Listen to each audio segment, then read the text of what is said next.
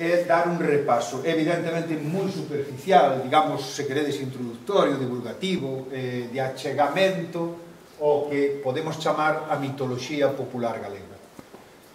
Non imos entrar, aínda que en algún caso podemos facelo, digamos, en circunstancias de cada caso, como de onde veñen, que mito clásico ou que divinidade das mitoloxías clásicas lle pode corresponder ou non, aínda que en algún caso máis ou menos teño previsto facer un pequeno apunte para que vos quede esa referencia. Do que se trata é de trasladarvos unha simboloxía, é dicir, unhas claves que seguramente xa non vos, senón as xeracións anteriores a vos, a mí mesmo, perdemos a capacidade para interpretar. Dito de outra maneira, igual, lóxicamente vos tedes unha capacidade enorme, inmensa, por exemplo, para falar en clave de imaxe, para entender a imaxe, para transmitir a través da imaxe, pero en cambio, probablemente, tedes unha capacidade moito máis limitada para comunicarvos, para transmitir, e para que vos entendan por vía escrita ou por vía oral. Os populares do mundo, e tamén na nosa, ainda que con moi poucas referencias, a creación compartida por varias divinidades. Incluso hai unha historia que nos contaron a nós no Concello da Pontenova que di que empeza cando Deus e o demo eran amigos. É unha maneira de decir houve un tempo no que non houve esa división de poderes, esa división de divinidades, ese monoteísmo, o lado bo e o lado malo, non?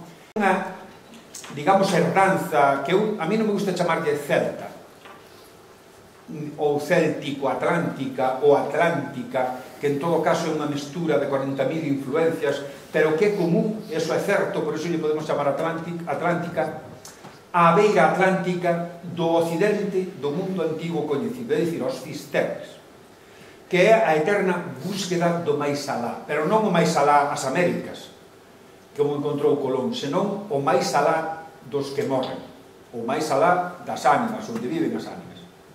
E unha constante é a búsqueda, xa desde a antigüedade grega se fala da Atlántida, non? O continente illa que habería no occidente do mundo coñecido e que desaparecería seguramente por un maremoto, non?